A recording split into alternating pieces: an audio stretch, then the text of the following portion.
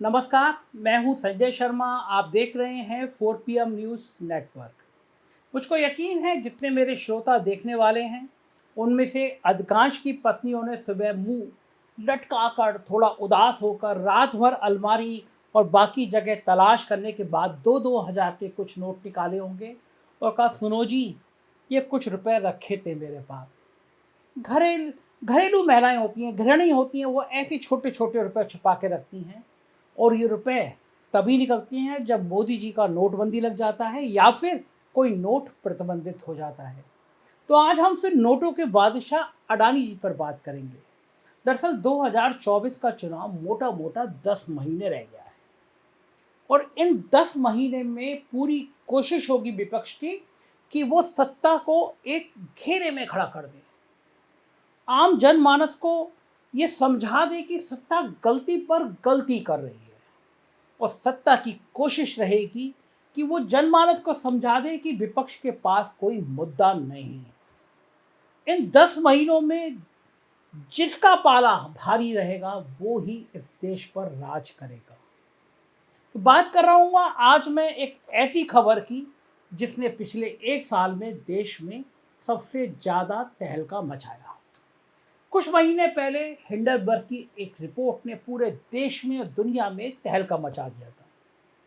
देश के सबसे अमीर आदमी गौतम अडानी की कंपनियों में भूचाल आ गया था और उसके साथ ही साथ देश की राजनीति में भी भूचाल आ गया। आना भी था, देश का सबसे बड़ा आदमी हो, उसके ऊपर आरोप लग जाए, उसकी कंपनियों पर आरोप लग जाए, प्रधानमंत्री का दोस्त माना जाता है उनको, और उनके ऊपर आरोप हो तो भूचाल तो आना ही था। ना जाने कितने दिनों तक देश की संसद ठप रही और कांग्रेस अडानी के बहाने प्रधानमंत्री मोदी पर लगातार हमला करती रही। एक दौर में तो ये माना जा रहा था कि कांग्रेस पहली बार इस मामले में प्रधानमंत्री को घेरने में कामयाबी हो गई, मगर अब एक बार फिर शतरंज के इस खेल में बदलाव हुआ है।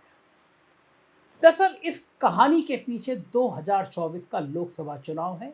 जैसे मैंने पहले बताया था, कांग्रेस किसी भी कीमत पर मोदी के चेहरे पर दाग लगाना चाहती है और उसको लगता है कि अडानी के मामले में उसे ट्रंप का एक पत्ता मिल गया है। मगर अब हालात अडानी के पक्ष में होते हुए नजर आ रहे हैं।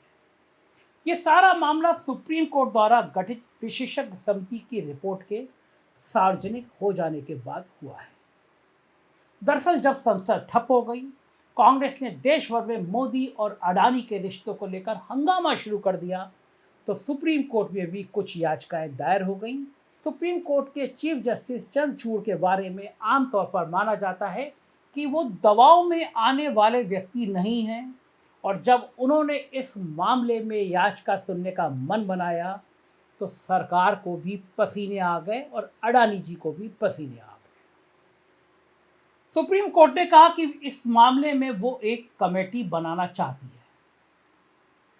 सरकार ने कहा कि हम ठीक है, हम कमेटी बना देते हैं, लेकिन चंद्रचूड़ ने कहा, हजूर आप नहीं, हम बनाएंगे। सुप्रीम कोर्ट ने कहा नामों का चयन भी हम करेंगे, और जब सुप्रीम कोर्ट ने नाम तय किए तो लगा कि अब अडानी और मोदी के बुरे दिन शुरू हो गए। क्योंकि कमेटी के जो नाम सामने आए, एक तो उनकी छवि बहुत अच्छी थी और उनमें से कुछ लोग ऐसे थे जो राहुल गांधी और कांग्रेस के काफ़ी करीबी थे। इस कहानी को आगे बढ़ाने से पहले मैं उस कमेटी के कुछ लोगों के बारे में आपको बताता हूँ, जिससे आपको पता चले कि उस कमेटी में मौजूद लोगों की बैकग्राउंड क्या थी, किसके करीबी माने जाते थे। आमतौर पर जब कमेटी बनती है तो लोग मान लेते हैं कि ये इसके पक्ष का होगा या उसके पक्ष का होगा, जबकि सुप्रीम कोर्ट या कोई भी कोर्ट मानता है कि ये कमेटी निष्पक्ष रूप से राय देगी। आगे बढ़ने से पहले मैं उनके नाम आपको बता देता हूँ। इनमें पहला नाम है जस्टिस अभय मनोहर का। अभय मनोहर सुप्रीम कोर्ट के जज रह चुके हैं। 27 अगस्त 2019 को रिटायर हुए थे। वो गुवाहाटी हाई कोर्ट के चीफ जस्टिस रहे थे और उनकी सामान्य छवि भी सख्त जज की रही है। उन्होंने मध्य प्रदेश में 20 साल तक वकालत की, कई राज्यों में हाई कोर्ट के जज रहे कमेटी में दूसरा नाम जस्टिस जेपी देवधर का था। उन्होंने कानून की पढ़ाई मुंबई से की और जबकि 1982 से वो यूनियन ऑफ इंडिया के वकील रहे हैं और 1985 से वो आयकर विभाग के वकील रहे हैं। याद करिएगा 1985, यही वो दौर था जब केंद्र में कांग्रेस की तूती बोलती थी। अगला नाम सुनकर आप भी चौंक जाएंगे। ये नाम है नंदन नीलेकणी का, जो इन्फोसिस के सह संस्थापक और गैर कार्यकारी अध्यक्ष रहे। देश में आधार कार्ड को लाने में उनकी भूमिका को देश का कोई भी व्यक्ति भूल नहीं सकता। गांधी परिवार उनको बेहद पसंद करता है और वो 2006 में पद्म भूषण से भी सम्मानित किए जा चुके हैं। अगला नाम भी केवी कामत का रहा है, जो ब्रिक्स देशों के न्यू डेवलपमेंट बैंकों के प्रमुख और आईसीआईसीआई बैंक के संस्थापक और पूर्व निदेशक रहे हैं। इसके बाद जो नाम है वो ओपी भट्ट का है। 2006 से 31 मार्च 2011 तक एसबीआई के अध्यक्ष रहे। इसके अलावा सोमशेखर सुंदर सेन को भी वित्तीय क्षेत्र जैसे जगह पर उन्हें विशेषज्ञता हासिल है।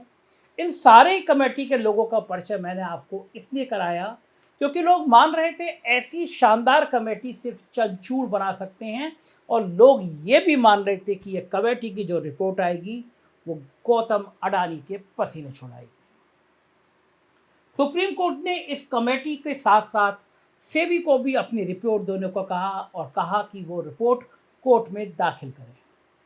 पिछले दिनों सेबी ने कहा कि यह मामला काफ़ी बड़ा है, उसके लिए 6 महीने का समय चाहिए, मगर अदालत ने उसे सिर्फ 3 महीने का समय दिया।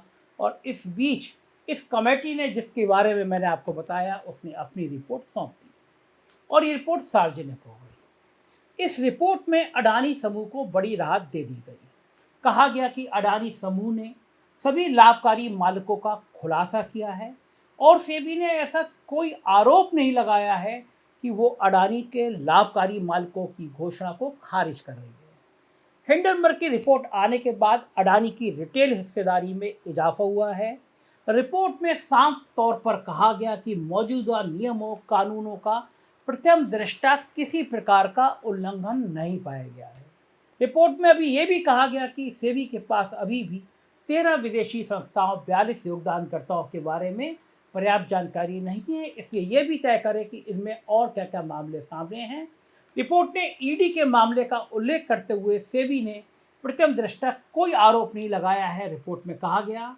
और रिपोर्ट में यह भी पाया गया कि भारतीय बाजारों को अस्थिर किए बिना नई कीमत पर अडानी के शेयर स्थिर हो गए और स्टॉक को स्थिर करने के लिए अडानी के प्रयासों को स्वीकार किया गया। इस रिपोर्ट में अडानी समूह के शेयरों में आर्टिफिशियल ट्रेडिंग का कोई पैटर्न नहीं मिला। कमेटी के शेयरों के मूल में किसी भी प्रकार की गड़बड़ी या एक ही पार्टी के द्वारा बार बार ट्रेडिंग के भी सबूत नहीं मिले।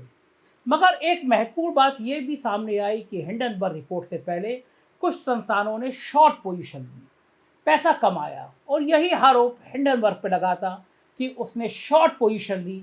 शॉर्ट पोजीशन ये कहते हैं कि आप किसी का शेयर लिए बिना खरीद लीजिए और जब रेट नीचे आ जाए तो उसको बेच के दोबारा ले लीजिए। एक ये शेयर मार्केट का टर्म है, शॉर्ट पोजीशन कहता है। हिंडनबर्ग ने इस रिपोर्ट को लीक करने के बाद करोड़ों अरबों रुपए का मुनाफा अडानी ग्रुप की शेयरों से ही कमा लिया। इस कमेटी को अडानी के ग्रुप का कोई भी गलत व्यापार का रिकॉर्ड नहीं मिला।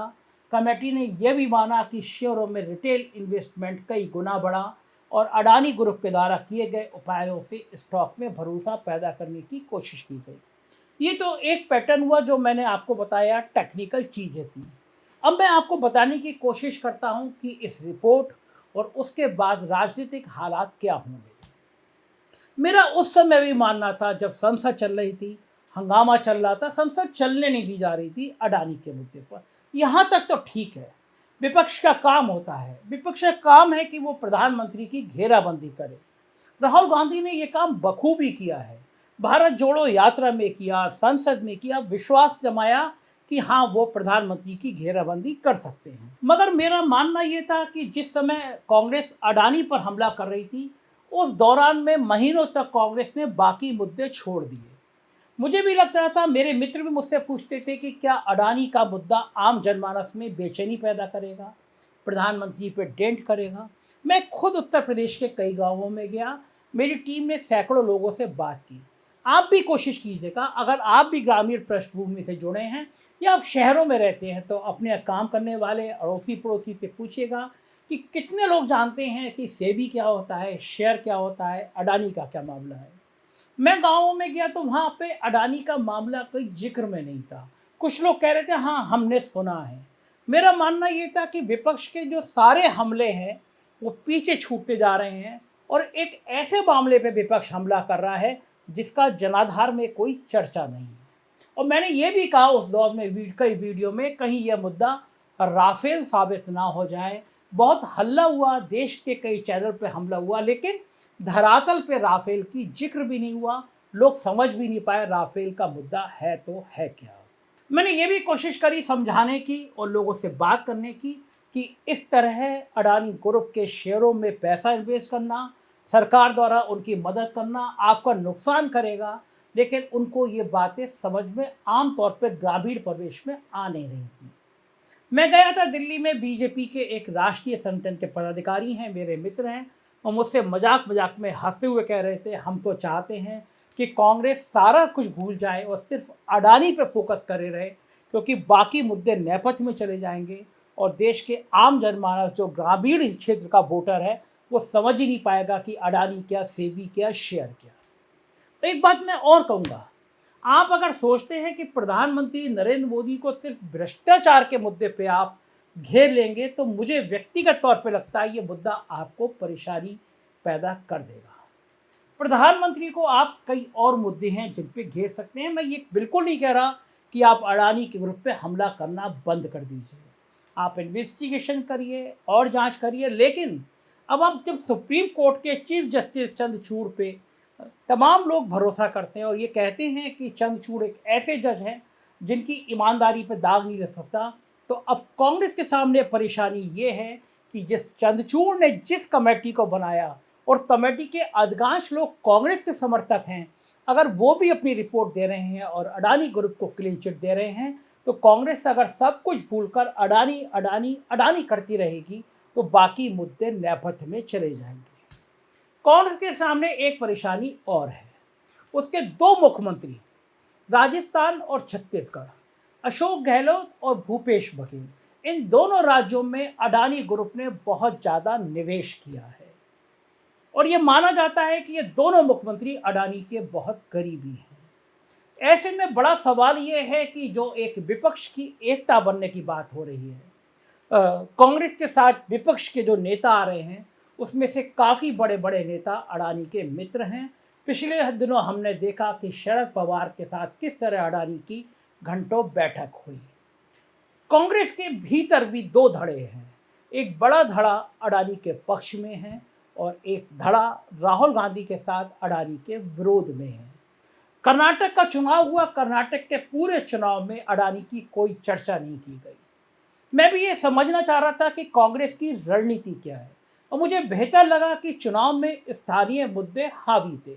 कर्नाटक में कांग्रेस ने स्थानीय मुद्दों को फोकस किया, स्थानीय 40% भ्रष्टाचार को फोकस किया और नतीजा हम सबके सामने है। कर्नाटक में बहुत व्यापक रूप से कांग्रेस की जीत हुई है।